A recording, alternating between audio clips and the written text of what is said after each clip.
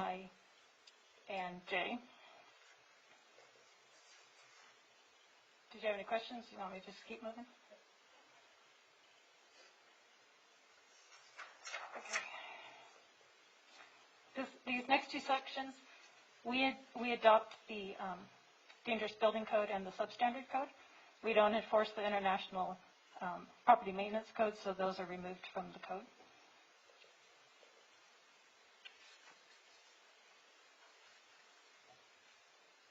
And the same thing with this section.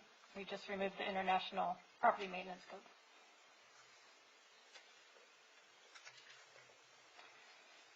All right, so this section is where we talk about the items that are exempt from building permit.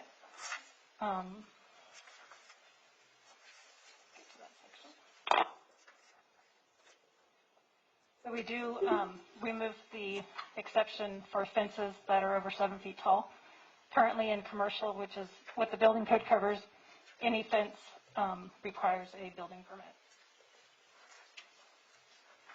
We also revised the height of the retaining walls, concrete walls, and masonry walls to 2 feet.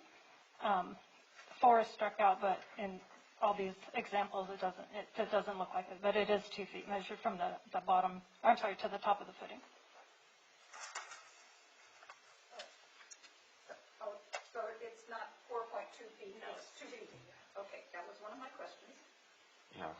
When I first saw that, I said 42 feet. Yeah, I tried to strike it out. 4 is a strikeout. Okay, all right. Okay, and then also,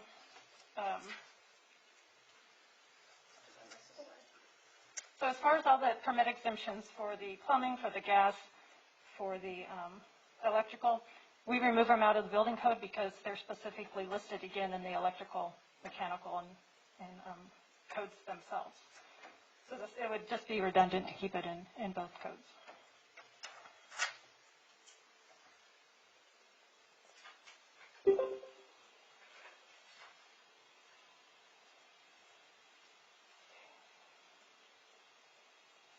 Okay, so the code does allow or does require us to provide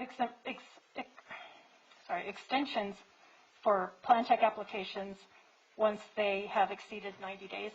It's always been our process to allow 180 days. It's just simpler for us. A lot of projects can't get done within that 90 days.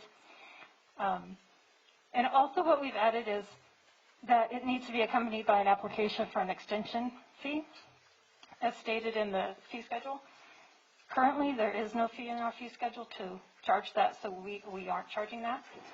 But what we find, the goal is to later, when we bring back the fee study at a later time, we would add a fee for that specifically. But what we come across a lot is people will ask for an extension, we'll go through the process to get the extension going, and then we find that they've already resolved the issue or they've already pulled their permit. So it's almost like it's a way to help deter people from just panicking, requesting for an extension without thinking about it. You know, I've got 2 weeks. Can I actually call for my inspection or submit my revisions to get this back on track again?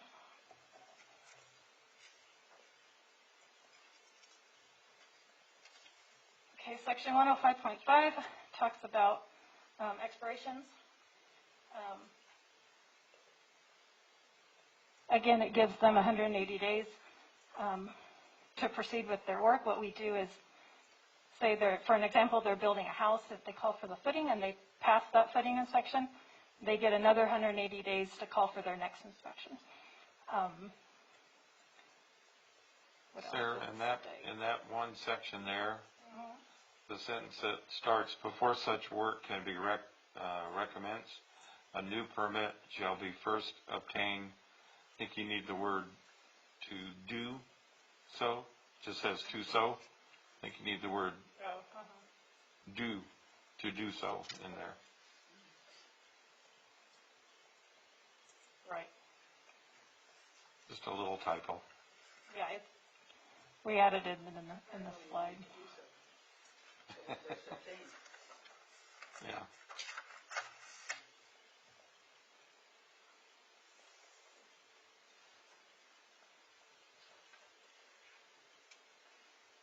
And And then further on, it does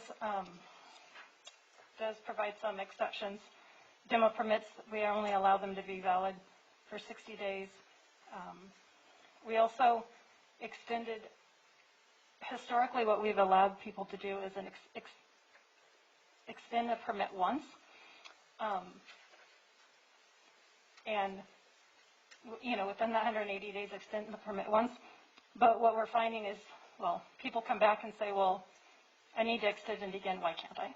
And there's really no good reason why they can't. But what we've added in is to allow me to provide extensions more than once. However, they can't extend it after we've adopted a new building code. So within the 3-year period, if they got a permit on January 1st of 2019, they could ask for extensions with giving a good reason why. And then they would actually be able to have that permit active for 3 years through our time period. And then also work that is started without a permit and we give them a stop work notice. They have 30 days to call for their inspections to get the work passed up to the point where we stop their work at. And then in a state law, it allows for residential permits to have 365 days before they start their work.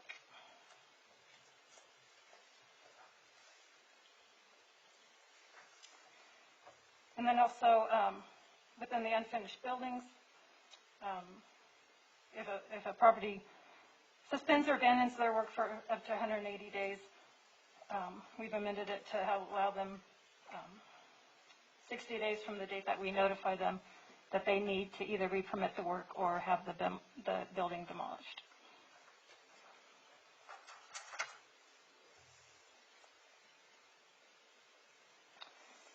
All right, and then in section 1 of 7.1, we've added the sentence, typically where a special condition exists, the building official is authorized to require additional construction documents prepared by registered design professionals. What we found is sometimes people just need a little more help. We don't want to require them to always get a design professional. Sometimes a qualified contractor or qualified draftsman can help people get to the point that they need to submit something that's adequate enough for us to do a plan check on it.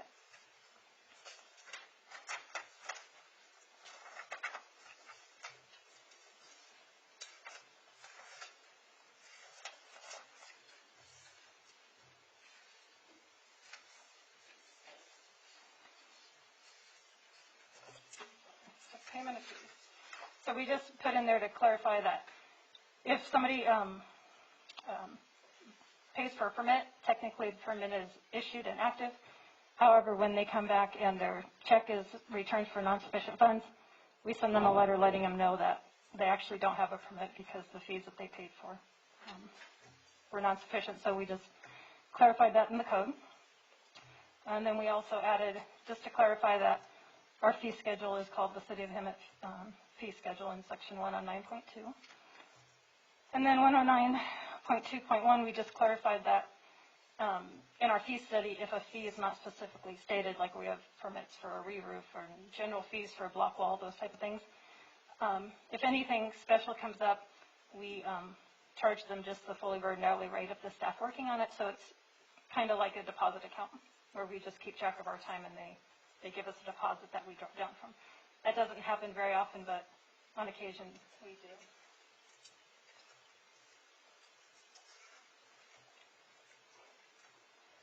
All right, and then work started without a permit. The special investigation fee is double the permit fee, and it just states that that fee needs to be paid before a permit can be issued.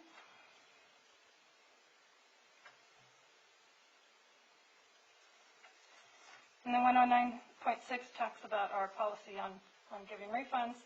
I'm allowed to refund if it was paid by mistake.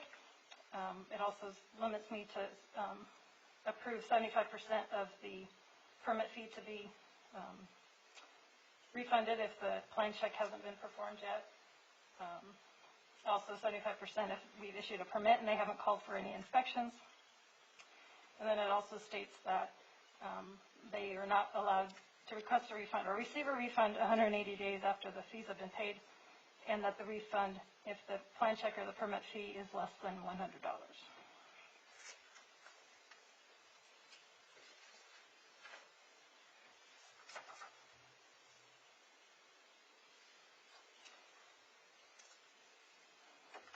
And the next is just our clarifying our plan check fees are separate than our plan check fees are different than our permit fees. And when we calculated, or when we did our fee study, we estimated all our plan checks based on 2 plan reviews.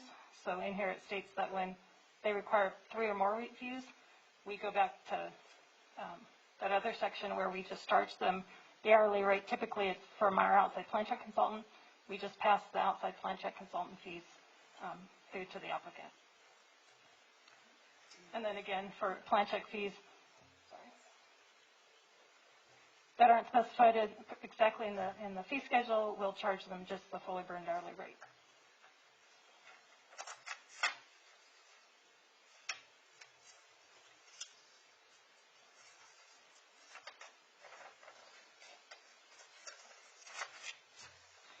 Okay, then our reinspection fees. This is another code section or revision we've always made over all these years. We just added this year to include that our reinspection fee is also going to be charged when we're unable to gain access to the work that they've called us to inspect, or if the work we're there to do, they haven't completed it yet.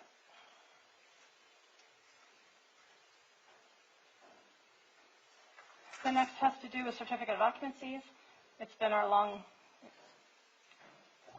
policy that a change of ownership is considered being a change of occupancy, and we just added that to clarify that policy.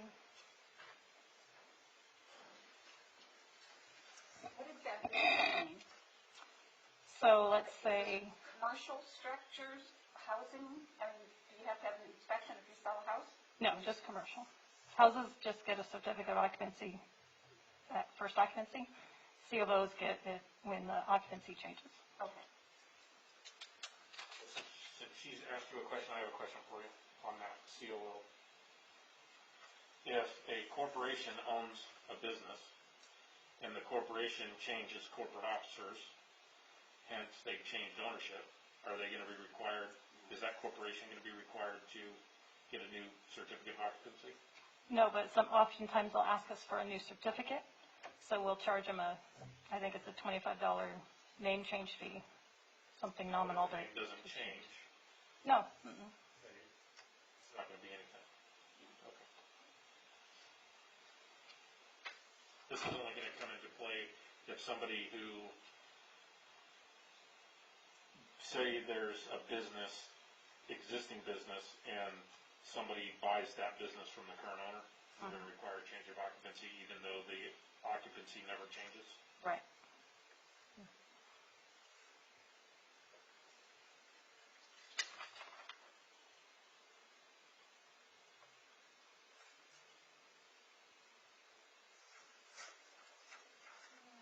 Okay, so then expiration of the certificate of occupancy, we require them, well, they're technically not supposed to open for business until they have inspections. We allow our applications to be good for 60 days to try to curb people from being open for business without us knowing it.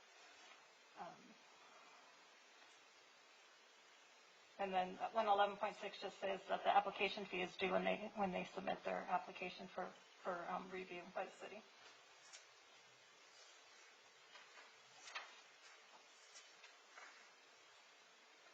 All right, then Board of Appeals, this is just something that our legal department set up in regards to how they wanted to operate the Board of Appeals.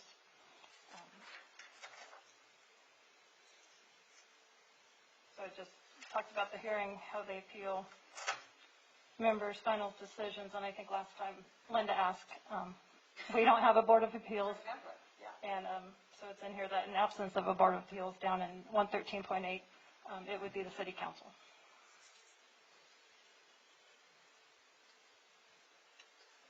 In 113.8 there.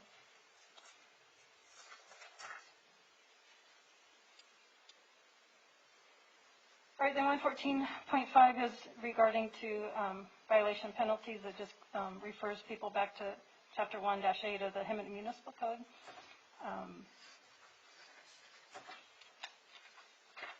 And then also if we declare a public nuisance, city attorney can proceed with any legal proceedings to abate or remove any of the violations that are found if the owner doesn't resolve them themselves.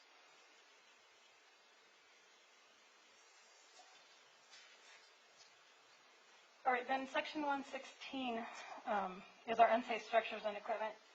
Generally, again, this is something that our legal team put together. What we use this for is in the event that we ever had a natural disaster. This is what gives us the authority to go out and post the red, green, and yellow placards to keep people from entering houses or structures that are unsafe.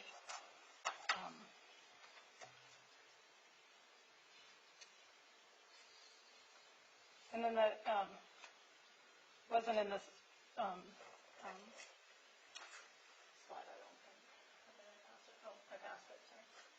Sorry, so the rubbish and debris, it's just a requirement that when we go out to do our inspections, the site needs to be clean to keep our inspectors safe from tripping and falling when they're paying attention to looking at code violations instead of what's on the ground.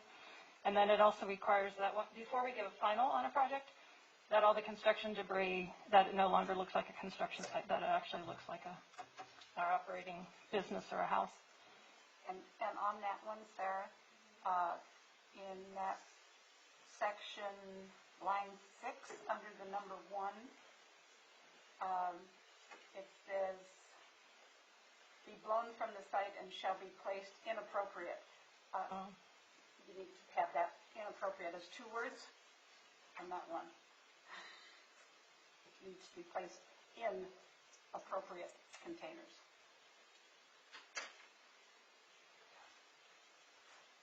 And then 118 is our working hours. Has been put in different areas of the code. It's been accidentally removed from areas of the code, so we brought it back into our building code since it has to do with our working hours for construction. And those hours change based on the time of year.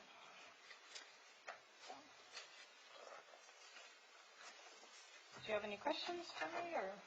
Sarah, under the section 118 working hours, would it be necessary or beneficial to include a provision of emergency repair? Because I didn't see that listed. It says that the building official or council could grant an exception to those hours, but in a situation where maybe it wasn't practical to try to get a building official, maybe it was a more urgent need and we needed to have work done to resolve a flooding problem or attractive nuisance problem, that would it be beneficial to include that kind of language in there? Yeah, we could, definitely. I can't remember the last time we got a complaint from somebody calling about somebody working at the wrong time of the day. It always depends on where the work's being done and who you're close to. I can say there was a certain development back in the day that was located in the wrong part of town that. Yeah, it's not a biggie because we have ability to approve exceptions. I just thought it might be convenient to add it in there since we're still in the draft form. Is there a specific reason why we're excluding work on Sundays? Nope.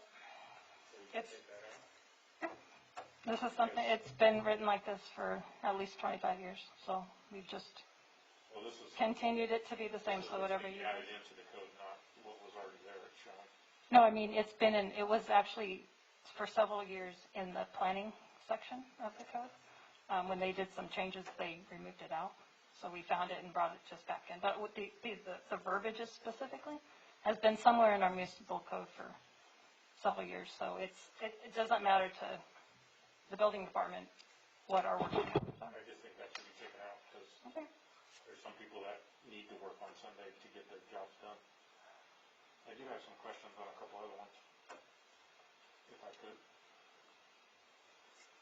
109.6 on refunds.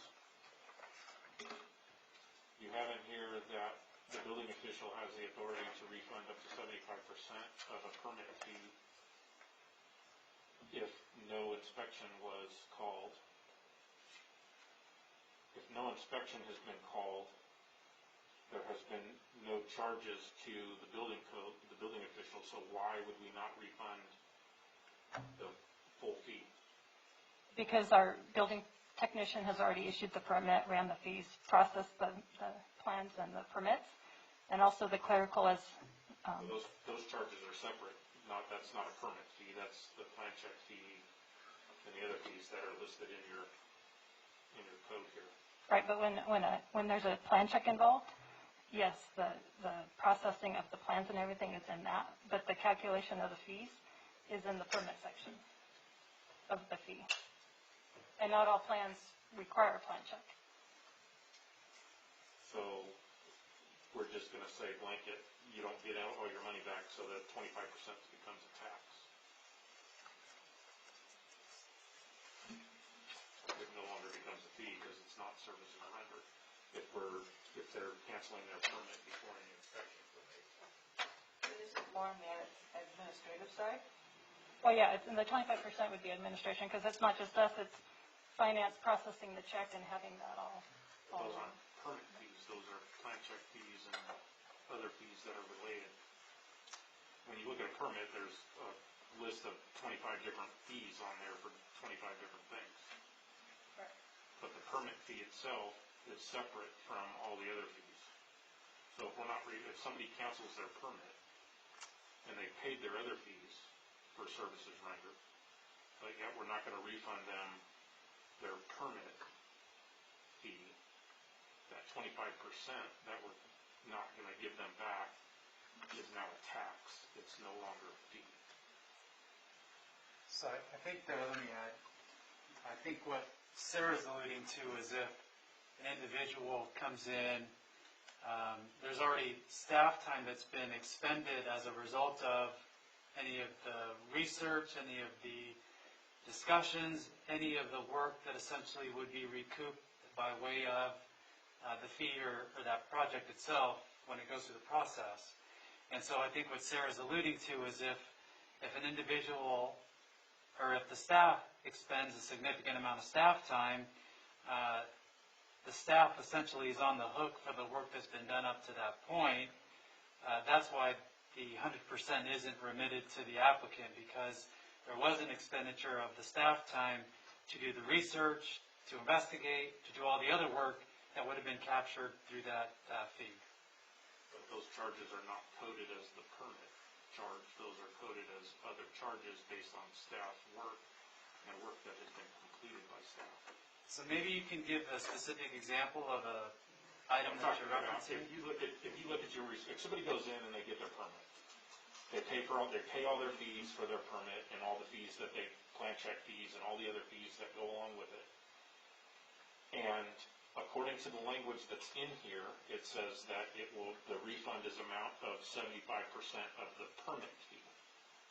Well, if I look at my receipt and I see permit fee, that permit fee is only going to be refunded 75%. I'm not talking about all the other fees that are on, we're talking about what specific language is in here, and the specific language is permit fee. It doesn't talk about all the other fees that are being charged. So when you look at a receipt when you get your permit and you pay all your fees, you get an itemized list of all those fees. But the code says that if the person cancels the permit prior to any inspections, that the building official can only refund 75% of the permit fee. Right. All the other charges that are on there, because those other charges, those other fees, could have been fees that have been paid for services rendered, the plan checking, the counter time, all the other stuff that's involved in that, not the actual cost of the permit. Right, so, Or am I mistaken? No, well, like you said, your receipt, there's probably 6 other fees that are charged, mandated by the state for the green code, the seismic code, all that stuff. Those additional fees that aren't paying for the permit inspections, those get 100% refunded. It's just the permit fee is listed in our fee study that we keep 75% full. So we're gonna refund money that somebody pays for services that have already been performed by the city? No, because the fees that we've already performed would be in our plan check fee. Right. But then they pay for the permit, Right. and then they cancel their permit for whatever reason. So they All the pay, fees that they've already paid, but they don't get the full amount of their permit fee back, even if the city hasn't gone out to the site to do any checks or anything. right, because if there's a plan check involved, like the situation you're saying, the time to process the permit or the plans is in the plan check fee. The amount of time when we did our fee study and documented how much time we spent, the time to run a permit on any permit, whether it has a plan check or not, the plan check or the permit time to run the fee is in the permit fee. We don't put it in the plan check fee. Because then we would be charging somebody for a plan check that included permit fees that if they never got a permit, then we would be overcharging them. Okay, so then, the case this would be involved in is somebody goes in and they are getting a patio cover put in. And they just need a sketch based on the city already has plans for a patio cover. And they're using those same generic plans. That would cover that cost for that. Yes, they'd get 25% or 75% back of that permit fee. And 100% of their seismic fee, green fee, all that other stuff. And then under section 107.1, it has to do with the plans and that being turned in. How does the planning official, the building official determine what a qualified individual would be to be able to submit plans? Somebody that can produce a product that can be plan checked. So the term that's in here, the verbiage that's in here, are other qualified individuals, that's very subjective. It's very subjective. Well, the state adopted code says a registered design professional. So that would mean that if a homeowner came in and they were trying to do a patio cover and it was well over their head and they had no idea how to do it, they're on their 4th plan check and we're like, you're not getting it. You need to get professional help. The way the code is written now, I'd have to have them go hire a licensed engineer or a licensed architect to draw their plans for them, when they could go to a draftsman and have them draw, or it could even be their cousin's brother's son that works for a patio cover guy. We just want something that we're not, okay, we're on our 12th plan check with you. I would hope that we would even be that far, that we would be, when they first come to the counter and give you some sketch on a napkin. It's an extreme example. That we could say, hey, you might want to have this done a little better to make your costs a little more. But the intent of that is to not have to make us spend a lot of money on having a professional do it when someone that's not licensed could produce the same comparable product that a licensed professional could. I get that. But again, the qualified individual is very subjective, and you're not going to be the building official forever.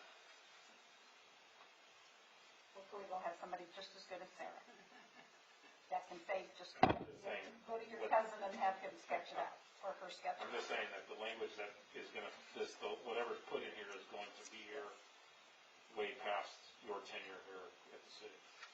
And so we need to make sure that it's comfortable for the next building official. Would it accommodate what you're trying, or accomplish what you're trying to do if you just had verbiage in there that said that that the plans must be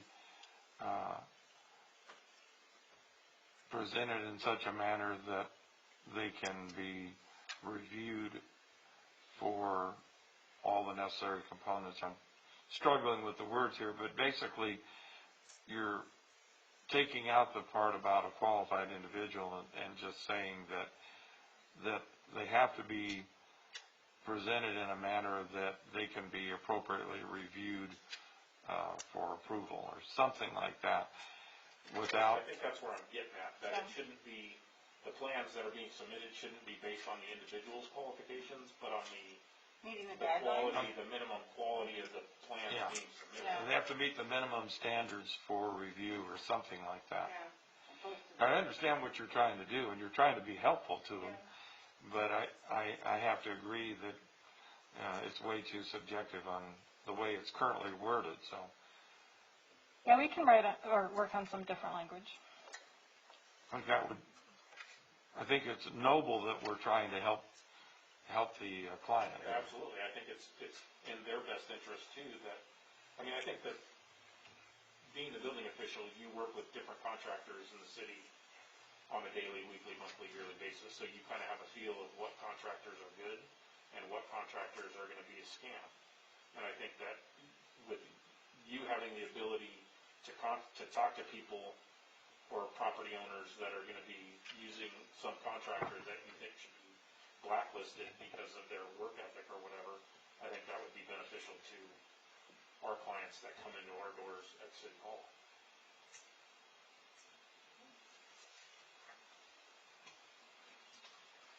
Did you have any I other? have an easier one.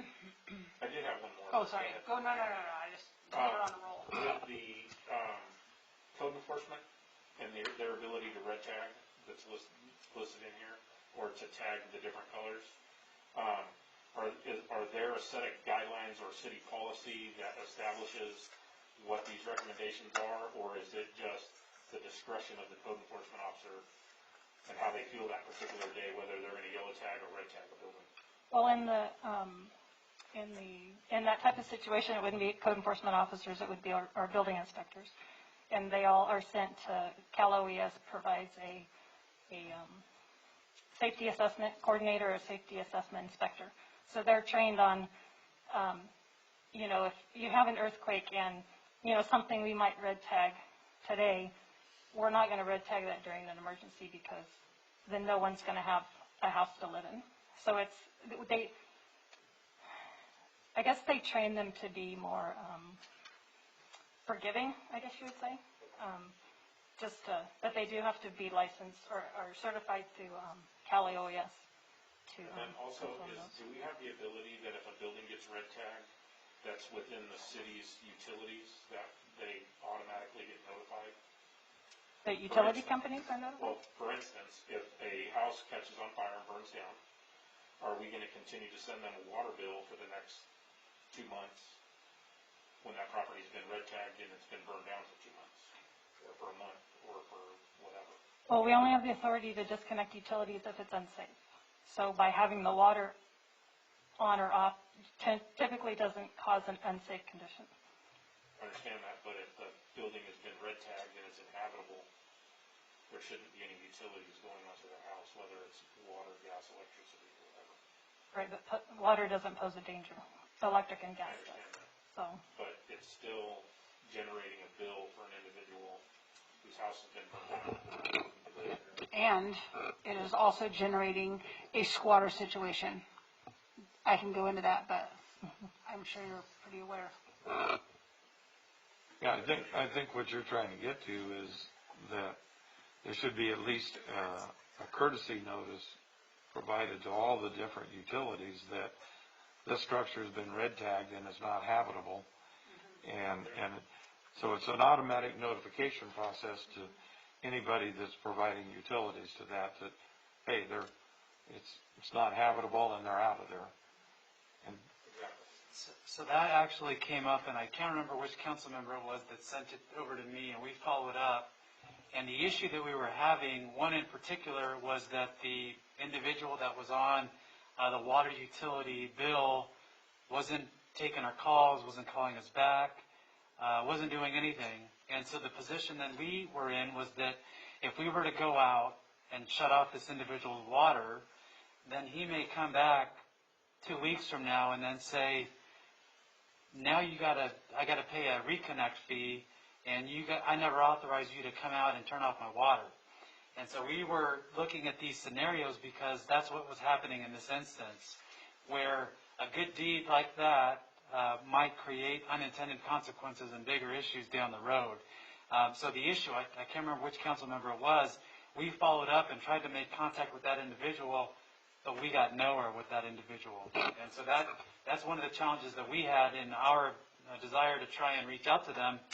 No one was returning our phone calls, and so we didn't want to go out there and create a bigger issue for us down the road by now having to waive additional fees or additional service connections in the future. We also did reach out to a number of our partner agencies, water agencies in particular, and asked for their practices and their policies with respect to this. Lorena, I can't remember immediately off the top of my head, but I recall that they didn't employ this practice by just having individuals go out and shut off their water on the fly. Lorena, are you still on the line there? Yes, I'm still here. No, I don't recall any other agency that goes out and disconnects water without the customer requesting it. I have examples, and they do. Lake Hemet Water District will pull any meter. They just don't turn off the water, but they pull the meter of the empty home in our neighborhood because we have had so many squatters. And so if you think about it for Hemet City Water, it is easier for you to recuperate or waive a reconnect fee than it is to have squatters come in, have rights to this house, have rights to the water. You can't turn the water off if they're living in it, and then you don't get paid ever because they don't pay their bills. We've had many situations in our neighborhood, and they come out every time and they take it because they weigh out what the loss will be. Yeah, we can do some additional research with Lake Hemet Water District and talk about what they've implemented over on their side. We had just reached out to a few that when this issue came up, and we couldn't find any, but we'll reach out to Lake Hemet. But regardless if it's Lake Hemet or not, if you've ever lived with a situation, a squatter situation in your neighborhood, in which our Hemet PD can pull up some very juicy addresses in my neighborhood, and it is very expensive. And we sucked up lots of manpower because these people are living illegally in this home. Yeah. So if we would be proactive again instead of reactive, we could save ourselves a lot of heartache. And it doesn't matter what anybody else is doing. Yeah, it's experience. We would obviously want to connect with legal to make sure that we're not obviously in violation of some sort of state law. I know that earlier this year there was some a new law that was passed that limited our ability to go out and shut off water. We would just want to do that out of an abundance of caution and then bring back anything to the council to obviously change current practices so that the council did weigh in on that policy change. But we can definitely look into that. And I understand your concerns about reaching out to legal and making sure legal. The problem is in California that tenants have more rights than property owners, and that becomes a problem. And if I may, we do pull meters, but under different circumstances. So if there's a home where the water should be turned off because it's been requested to be turned off or because it was shut off for non-payment, we go out and check that meter periodically to make sure that there isn't any water running through it. And if there is, we pull the meter. So we've had those experiences with squatters where we've had to pull the meter and then the owner has to get involved to be able to have the water turned back on. But I think my understanding, what we're discussing here, is when a home is red tagged for different reasons, such as like fire, damage, or something like that, where we likely wouldn't have people living in the house, even squatters, because it wouldn't be inhabitable. Oh, well, we had them for 3 months, so. Be surprised. They were there. All right, that's all I have. think so. Okay, my question is on the fence. Now, all fences require permits. And didn't we just have a discussion not too long ago, and I don't remember if it was with you or not, but that like 4 feet and below were fine as long as they were see-through and, Right. is this different? Right, so what we did with the code is we broke it down into different sections just to be more time specific with you guys. So what you'll find when we bring the next section back, which will be the residential code, that's where you're going to find that exception. So in commercial, we Okay, require. just making sure we got all this. I'm like, all right, that's my only question. Connie, you have a question? Okay. Linda? My last one just got answered. Okay. All right, you want me to make a motion? Are you guys ready? Before you make that, can I just, sorry, I don't know what you were going to say, motion for. But it'd be probably best if we compiled what you guys suggested and then move to change those after you go through all the sections. So you don't want to you don't want us to approve this section tonight? So I think there is some value in what Sarah advocated in terms of having a master list that we can because we're planning on doing this in I think four separate sessions, and so we would want to take all the notes, and there may be something that comes up in a subsequent section that maybe conflicts with something we talked about earlier. So it makes sense for us to package everything up and then bring that master list back to the council, and then collectively get the weigh in once those items are packaged up. Awesome. So you don't want to have a motion to approve as presented and recommended for this section? So we have all the notes. We'll bring that back comprehensively when all the sections are done. Okay. All right, well, We can just say good job. yeah, 25% of the work is done. Thank you, Sarah. Thank you, Sarah. Sarah, since you're here, can I give this to you? Thank you very much for that, Sarah. I know how much work you put into that, so thank you. All right, moving on to item 9F, as in Frank. E? Oh, yeah, jumped right over that. I mean, Erica's standing there. Okay, yeah. I'm sorry, Erica. Item 9E, Executive Analyst Murphy has a staff report to consider the 2020/21 cost indicators from CSAC, EIA, and CJPIA, and provide direction to staff. So before Erica comes up here, obviously the council talked about this back in January. We've had a number of conversations based on the council direction that was given on January 28th, but I really wanted to provide much appreciation to Erica for really taking the lead on this, managing this through the process. There is absolute incredible work that Erica coordinated to get this to this point, and I want to make sure that everybody understands that Erica's the one that did all this work. She's the one that's coordinated all of this work. And earlier today, I know I was involved with a conference call with the JPIA, and they were nothing but flattering when it came to Erica's ability to coordinate. I think it was 11 meetings in like a couple days. And so Erica really coordinated that, and that was done. I think it was on a Friday. You were reaching out, making sure I was available, other people available. So I wanted everybody to know how much work that Erica put into this. So come on up, Erica. Thank you.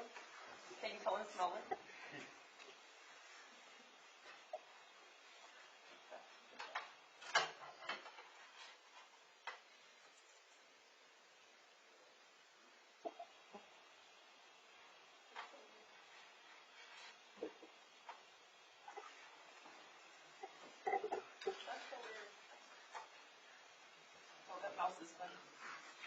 Renetta, are you on the line? Yes, I'm here. John Scholler? Myself, Gordon Discombs, and Rick Brush. Okay, and John, are you on? Yes, I am. Thank you. Okay, so we have a few people from EIA, we have Alliant, our broker, and we also have CJPIA Alliant. I'm going to be deferring to them for a few items. So, good evening, Mayor and Council. We're looking at this item that we brought originally in January on the 28th. And the direction that was provided to staff was to get more details. So what we did is we went through a process with the JPIA to get more firm numbers, which was the risk evaluation, which Chris alluded to. The JPIA met with all of our department heads and a few other key members to talk about our policies and our procedures. And the CSAC also went through their annual process, and they're still going through that process to get more firm numbers. So that's what you have in your staff report right now. The JPIA has indicated that these numbers will not change, but CSAC needs a few more weeks to solidify all of their numbers. So when we're looking at that cost indication, I want you to keep that in mind. So overarching, I want you to know that there aren't substantive changes in these programs. We're going for insurance. We're going to get insurance. We're going to get primary. We're going to get property. We're going to get that coverage. But the difference comes down to our approach. And if the council is seeking an approach of risk management that's more proactive and more involved, then you would choose to make the shift to the JPIA. So for our current coverage, we've been with EIA for a number of years. And we are involved in their program. We're involved in excess liability. We're involved in primary workers' comp, property, cyber, and crime. So I will defer to Rick Brush now if you want to provide some comments on what you have on this slide. Erica, thank you very much. Mr. Mayor and members of the council, thank you so much for allowing us this time on your agenda. My name is Rick Brush, and I'm the Chief Member Services Officer here at the EIA. I had the pleasure of being with you a few months ago, so hello again. Let me start by saying that we are very happy to have a long-standing relationship with the city. The EIA was formed over 40 years ago, back in 1979, and the city actually first joined our primary and our excess work comp programs back in 2002. And those programs performed very well. Actually, for the last 5 years, the city has received dividends back of, on average, about $50,000 for the last 5 years. You joined our property program in 2005, our general liability program in 2008, and our cyber liability program in 2012. So we have a great history of working together that we very much appreciate. One of the things about a long-standing relationship is that we do go through difficult times together. And here what I'm talking about is the fact that we have recently been working together on a very large loss that you all are very well aware of. When you have a large loss, we sit by your side. We help you manage the claim and everything that surrounds it. We bring expertise and assistance in claims handling oversight and litigation management. As well as in this incident, we help you with a crisis incident management and PR services. So thankfully, on this issue, we are very close to resolving this claim. The fact that public agencies do find themselves in these difficult claim scenarios, frankly, is the reason that JPAs were created back in the late 1970s. The basic foundation of pooling really, we offer economies of scale that bring stability to a pool. And in the case of the EIA, we have over 70% of the cities in the state as our members. So in all, we have over 2,000 members. We have over $1 billion in premiums. And this helps our members by providing leverage in the reinsurance markets, especially during a hard market that we're in right now, as well as when we negotiate for services on your behalf. So services, really what we provide is risk management, risk control, and claims services that really are amazing, many of which are free with your membership as well. But I'm going to talk about those specifically later in this presentation. So right now I'd like to turn this over to Gordon DeCombs with Alliant to talk about the next couple of bullet points on the screen. Yes, good evening. Glad to be with you, and thanks for having us in this unique time and in a unique fashion. A couple more items we just wanted to point out, and these are, we think, very important differences as you consider. It was pointed out earlier that the CJPIA takes a little different approach on some of their services, and I know that'll be discussed further by both John and then Rick as well. But beyond that, I think there's another kind of philosophical or kind of important issue here as well, which is involving how claims are handled and the authority that is granted to different parties in the control of a claim. Particularly here, we're speaking to the liability program where you have a $250,000 retention, and I think that's where the analysis has really been done in comparing the two programs. But beyond that retention level of $250,000 and within it, there's some real differences between how the CSAC EIA allows you as a member and how in the past you've enjoyed really your own ability to choose how and when and where to manage those claims. Meaning if there's a loss within that $250,000 area where you are, as a council, really want to make sure that you fight it because there's some issues where you really don't want to see other parties bringing similar claims, then you can make that decision. That's a decision that you get to make because under the EIA, they grant you that authority to do so, as they do for all their members. And even if the claim goes beyond the $250,000 retention, the way the contract is structured, you maintain that control, that ability to determine when and where and how. And I'm sure you saw that played out as we went through this very large loss that was just recently or is very close to being finalized. In that, I wanted to point out, and I know there's some other discussion points where you were looking at a primary liability program and concern about the legal costs.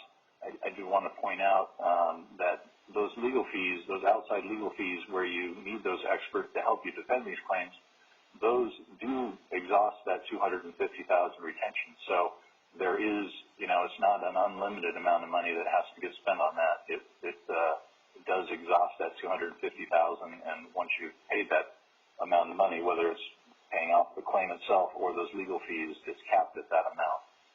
So I just wanted to point that out because my understanding of the way CJPIA works is the control of the claim really resides with the pool itself, with CJPIA, which makes sense in a lot of ways because most of their members do have much smaller deductibles, like either first dollar or $5,000 or $10,000. I'm sure John can clarify that for us. But when you have that much smaller deductible or that much smaller amount of money that you're obligated to pay, it makes sense that the provider of coverage, in the CJPIA case, the pool, have much more control over how the claim is handled. Okay. And that concludes my comments so far. I'm going to move on to the next slide to talk about CJPIA, which is the coverage that we were looking at. And I put these 3 bullets just to highlight a few things. So in the initial risk management evaluation that we underwent with the risk manager, Tim Cars, a lot of things came to my attention and to our staff's attention as far as policies and procedures and practices that we just aren't doing. And there's a lot of exposure with that. So when we did that, and even when we spoke with the underwriting committee this morning, this new authority is talking around those kinds of things. Like, we're going to address this, and we're going to put standard language in each of your agreements. We're going to look at your park inspection plans, and we're going to adjust them so we can limit that exposure. Not saying that that's not available with the EIA. It's just a different approach as far as proactivity goes with making sure our risk is limited. And as far as Lexipol, that is an annual subscription that we do for public safety, and that is included with JPIA, so that will be a cost saving. And the last thing is the property exclusion. So in the chart in your staff report on page 3, that includes a quote for property insurance underneath the JPIA, but that's just renewed with the EIA for this year. So we wouldn't be transitioning over until 2021, if you so chose to. Otherwise, we would keep all of our programs with the EIA. John, do you want to provide some comments? Sure, thank you very much. And Honorable Mayor and members of the City Council, it's my pleasure to be joining you again tonight. I'm sorry I couldn't be there in person. I think the real difference between our two organizations is a matter of size. EIA is a very big, very financially large organization, has the ability to move the market from the perspective of the reinsurers and the excess insurers, working with Alliant as its broker, as do we. There's the ability to get concessions from insurance carriers due to the strength within the market. So I grant you that. The difference in size is about customer service, and we truly see that our benefit to you as a member is our hands-on approach. We are very much connected to our members. We know them on a first-name basis. We have risk managers who are in the field who will live in your region. They'll be able to come over to City Council to give presentations. They'll be able to come to staff to talk at safety committee meetings. We do hands-on training at your location, regionally, online, etc. Very hands-on. We are an extension of your staff. We've had quite a number of conversations with your staff since our January 28th City Council meeting, and I appreciate those opportunities. If Chris hadn't showered her with so much praise, I would have done it again. But Erica truly has been immensely helpful in getting this process completed in this relatively short time frame. This past week, we did have one of our senior risk managers conduct what we are now referring to as the virtual initial risk management evaluation. The initial risk management evaluation is very much like what we do for our members on about every 2.5 to 3 year basis, where those risk managers go into the field, go to the member agency, and truly go through your operations. Look at your facilities, your policies, your procedures, your contracts, your agreements, the manner in which you're conducting training and being in compliance with OSHA and other regulatory agencies. In conducting the initial risk management evaluation, which is something we will give to you regardless of what you decide to do as a council, because truly our interest is what's in the best interest of the city. If it is the best thing for you to stay with CSAC EIA, we completely applaud that. We don't think it is the right thing, but we totally support what your decision is. Irrespective of that decision, we will provide you with the result of that initial risk management evaluation.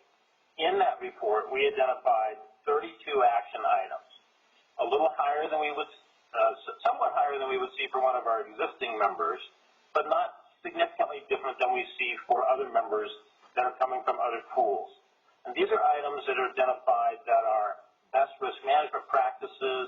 These are compliance with state law. These are